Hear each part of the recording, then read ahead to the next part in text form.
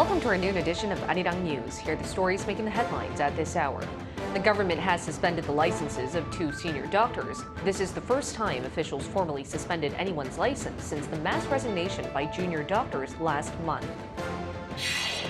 South Korea is hosting the Summit for Democracy. It's the second day of the event, and today's agenda is to better teach the younger generation about the value of democracy.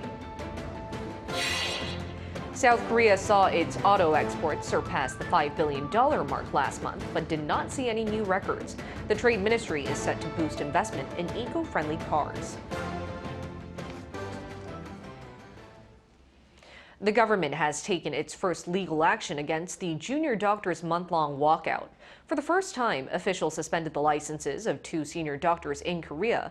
Those 2 doctors say they, too, are set to take legal action against their suspensions. And the government has just announced additional support for the medical field while once again asking doctors to return back to their workplace as they're open for dialogue. Park Gon-woo starts us off. The Health Ministry sent on Monday the first notifications of license suspension to 2 senior doctors. Those doctors, Bang Myung-ha and Kim Tae-gu, who are both leaders of an emergency committee at the Korea Medical Association, were given final suspension notices of 3 months, running from April 15th to July 14th. The ministry said Park and Kim were given the suspensions as they have been supporting the walkout of junior doctors. Park says the walkout was a result of voluntary action by trainee doctors individually and that he will take legal action. Trainee doctors are also preparing to take legal action as they will also start receiving suspension notices from next Monday.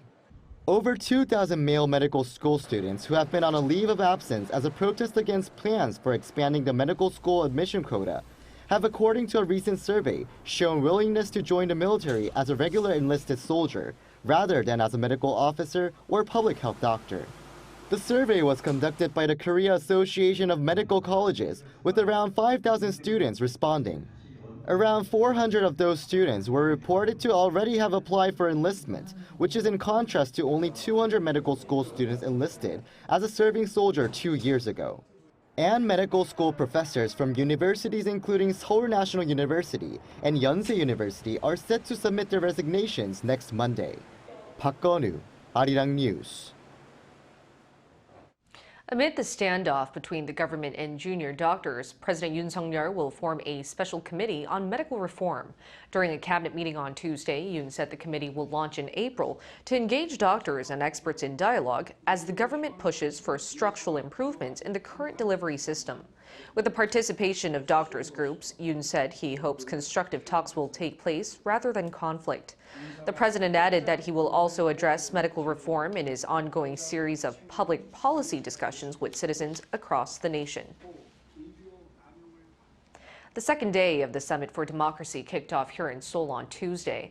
Dozens of events are aimed at civil society and especially young people to guide them to understand the value of democracy better.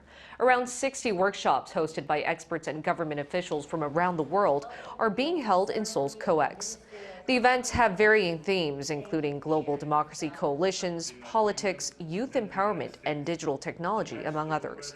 The second day is widely targeted at the younger generation to get them more interested in democracy, as part of the summit's goal is to actively include their voices and ensure they develop the vision of democracy.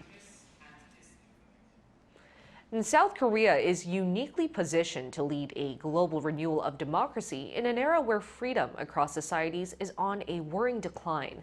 That's according to Damon Wilson, president of the U.S.-based National Endowment for Democracy, and Lin Lee, the U.S.-based foundation's East Asia director.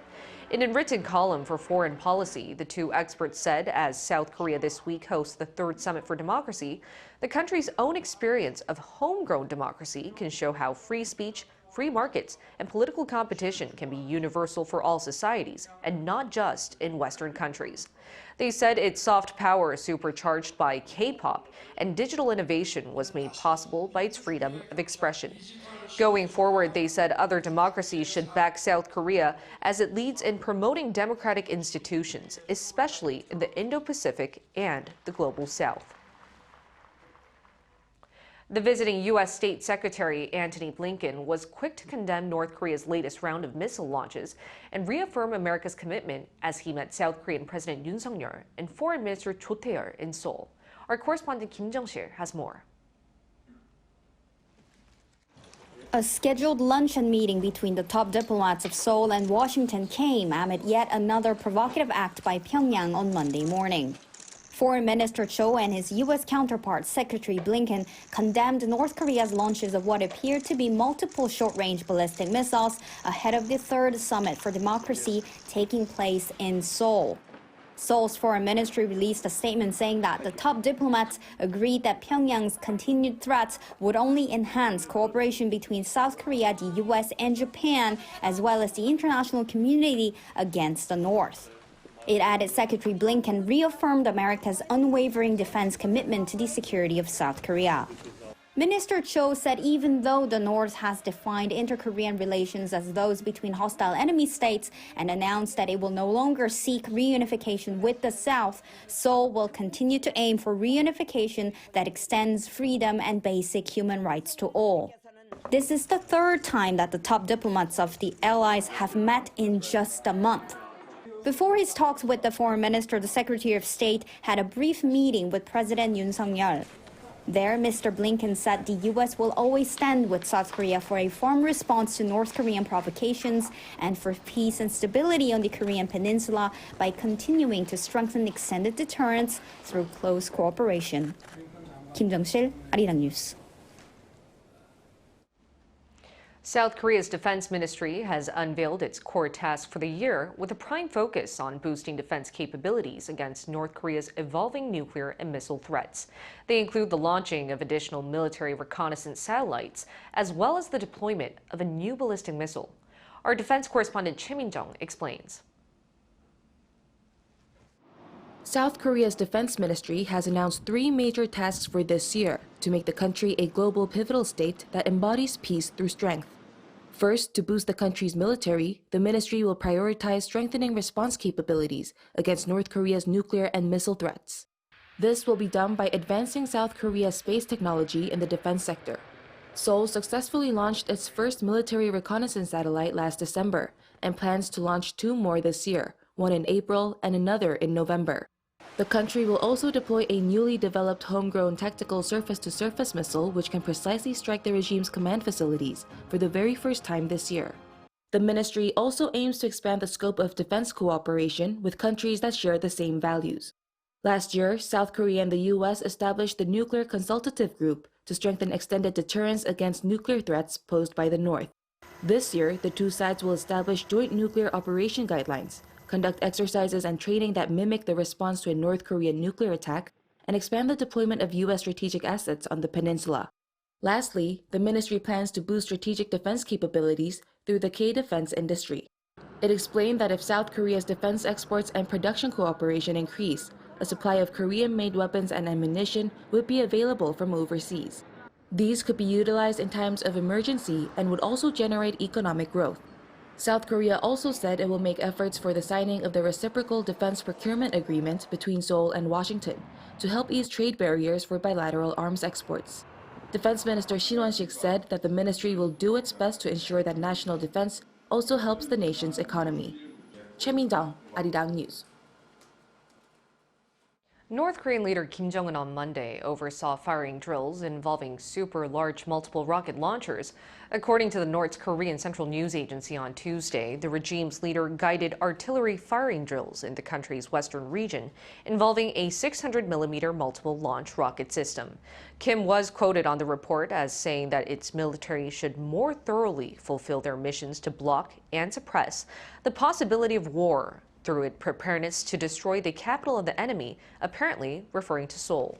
The report said that the North also conducted a test simulating a mid-air detonation of a super-large multiple rocket launcher at a preset altitude. The South Korean military on Monday detected multiple short-range ballistic missiles fired by the North from the Pyongyang area.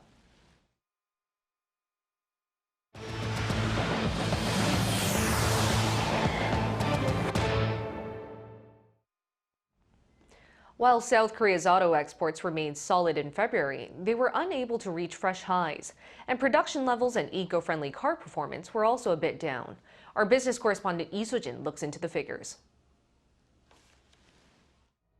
South Korea's auto exports once again surpassed the $5 billion mark last month, but were unable to set new records. According to data released by the Ministry of Trade, Industry and Energy on Tuesday, the value of car exports came to $5.2 billion in February. This, however, is a 7.8% drop compared to the previous year.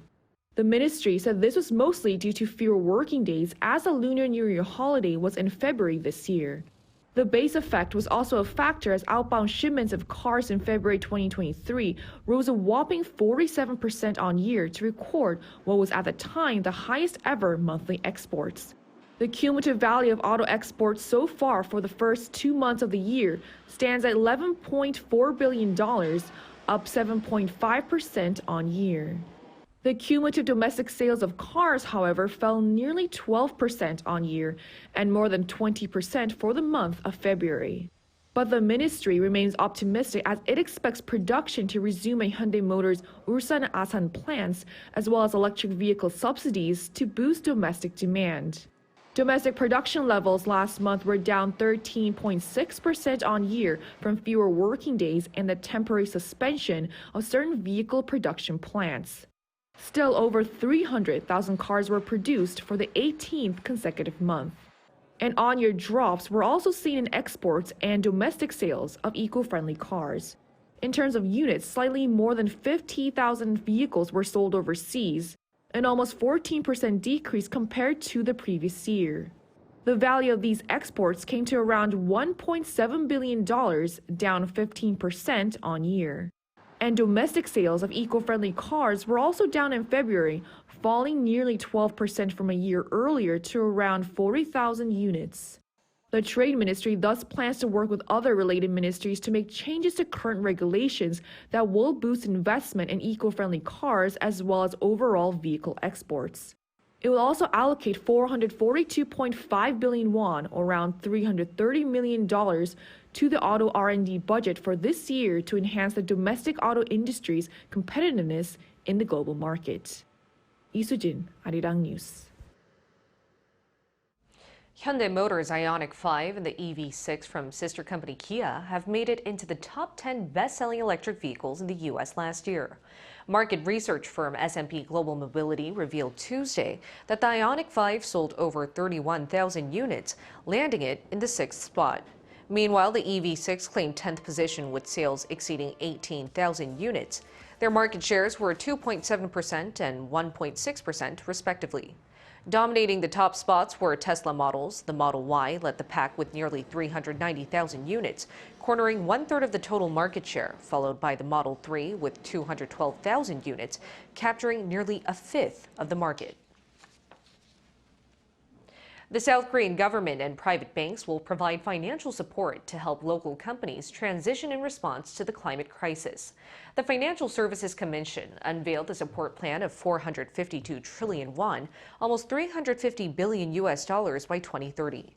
The Commission has prepared the plan in anticipation of the impact on Korea's economy due to the European Union's strengthened regulations on carbon emissions. To help companies transition to low-carbon processes, the government and policy finance institutions such as the Korea Development Bank or Industrial Bank of Korea will provide support of around $340 billion. 5 major commercial banks, including Kookmin Bank, will also invest almost $7 billion into the construction of renewable energy facilities. The government hopes to expand the proportion of renewable energy sources in the country's total electric power supply to 20% by the year 2030. For the first time in more than a decade, marriage figures went up in South Korea last year. Data released by Statistics Korea on Tuesday showed that the number of marriages registered in the country in 2023 went up by 1% compared to the year before, coming to a total of 193,700 marriages. It is the first time since 2012 that marriage figures have seen a rise on year, and statistics also showed that the average age for first-time marriages across the country was the early 30s for both men and women. The number of divorces has been on a steady decline for 4 years straight, seeing a 0.9% drop in 2023 on year. Speaking over the phone on Monday, U.S. President Joe Biden told Israeli Prime Minister Benjamin Netanyahu that the planned ground operation on Rafah would be a mistake. As the two leaders discuss ways to approach their shared goals, Biden also warned of deepening anarchy in Gaza. Yoon with the details. On Monday, U.S. President Joe Biden spoke with Israeli Prime Minister Benjamin Netanyahu, marking the first call between the two leaders in over a month amid rising tensions over the war in Gaza. The two leaders discussed their different perspectives on Israel's planned military operation in the city of Rafah. In a press briefing following the call, National Security Advisor Jake Sullivan described the talks as a business-like meeting. Sullivan said President Biden emphasized that Rafah is a city where more than 1 million people have taken refuge, adding that a ground operation there would be a mistake. He said it would deepen the anarchy in Gaza and would result in the deaths of more innocent civilians and worsen the already dire humanitarian crisis. Biden also pushed for an alternative approach to be taken to target key Hamas elements in Rafah and secure the Egypt-Gaza border without a major ground invasion. The president told the prime minister again today that we share the goal of defeating Hamas, but we just believe you need a coherent and sustainable strategy to make that happen. But a major ground operation there would be a mistake. It would lead to more innocent civilian deaths, worsen the already dire humanitarian crisis, deepen the anarchy in Gaza, and further isolate Israel internationally. The call came on the same day as the release of a United Nations food security report, which said that about half of the population is suffering from catastrophic hunger and that the situation could deteriorate further. The UN-backed Integrated Food Security Phase Classification Report defines famine as when at least 20% of the population suffer from extreme food shortages, with 1 in 3 children acutely malnourished and 2 people out of every 10,000 dying daily from starvation or from malnutrition and disease. The report said after more than 5 months of war, which has not only destroyed territories but also cut off supplies, under a worst-case scenario, central and southern Gaza could face a risk of famine by July. Yoon, Arirang News. Russian President Vladimir Putin on Monday held his first speech since his landslide presidential election victory. Marking the 10th anniversary of the annexation of Crimea, he called the occupied territory of Ukraine return territory and vowed to move forward together. However, the elections received criticism from the international community, with some calling the result illegal. Lee Seung-jae reports. In a landslide victory, Russian President Vladimir Putin won his 5th term in office. Taking over 87% of the votes, the election victory solidifies Putin's power even further, allowing him to stay in office until at least 2030. Marking the 10th anniversary of the annexation of Crimea, Putin delivered his first speech since his election victory, where he called the occupied territory of Ukraine returned territory. He also noted the 4 occupied territories of Ukraine that took part in the recent presidential elections. Regarding Novorossiya and Donbass, people who lived there during the Russian Spring expressed their will to return to their family as well. Their way to the homeland was much more grave and tragic, but in the end we did it. It is a big event in the history of our country. However, the Russian presidential election was met with heavy condemnation by the international community. White House National Security Council spokesman John Kirby said given the fact that Putin has imprisoned his political opponents and prevented others from running against him, this election was clearly neither free nor fair. Josep Borrell, the European Union's High Representative for Foreign Affairs and Security, criticized the result, describing the election as being based on repression and intimidation. The German Foreign Ministry pointed out through its social media X that Russia's fake election was neither free nor fair. Most vocal was Ukrainian President Vladimir Zelensky, who slammed Russia for pretending to hold an election.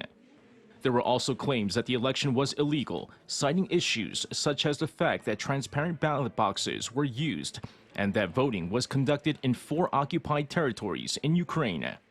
China, India, and North Korea offered congratulations. Meanwhile, European Union foreign ministers on Monday agreed to impose sanctions on people and organizations responsible for the death of Russian opposition leader Alexei Navalny. Foreign Policy Chief Joseph Borrell said that about 30 individuals and entities will be sanctioned. 이승재, Arirang News.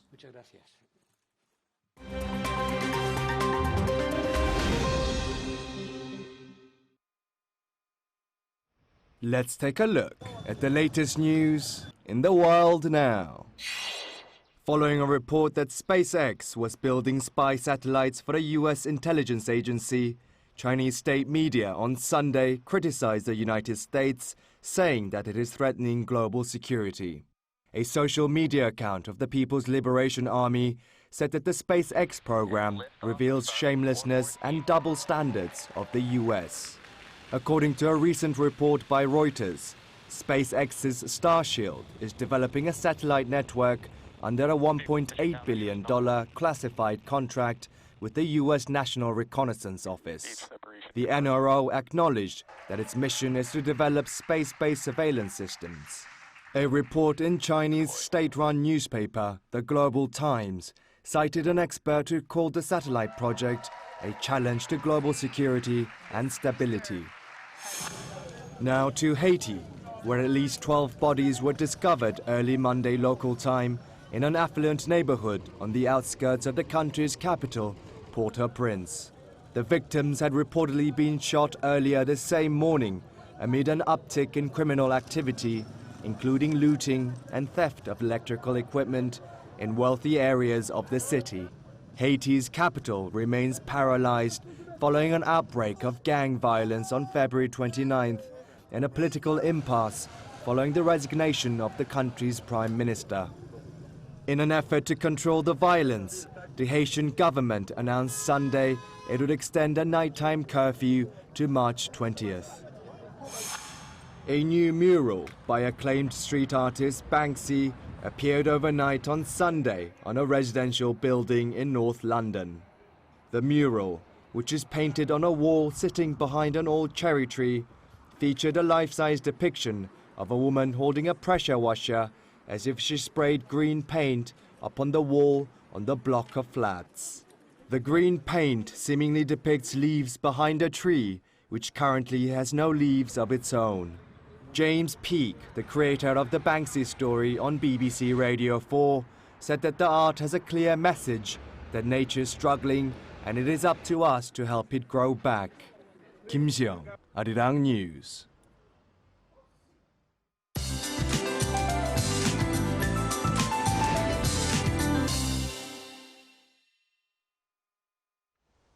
Good afternoon.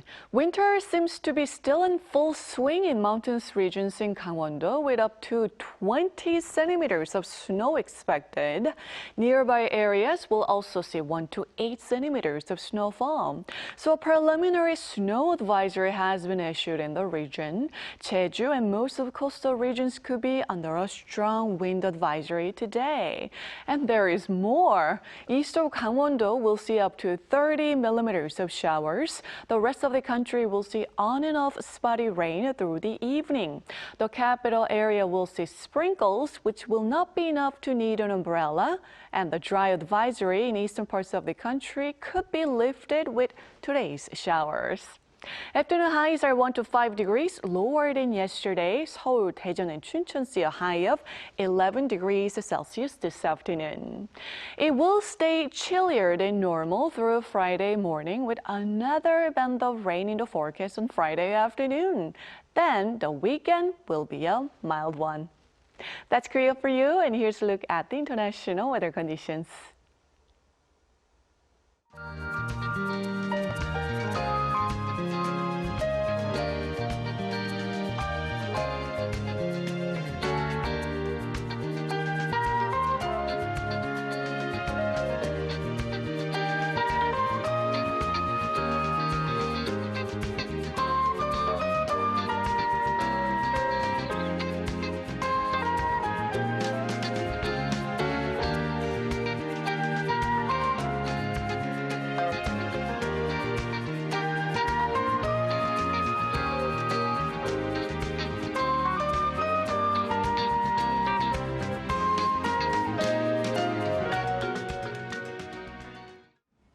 That's all we have for you at this hour. We'll bring you more updates from Korea and the world at the same time tomorrow.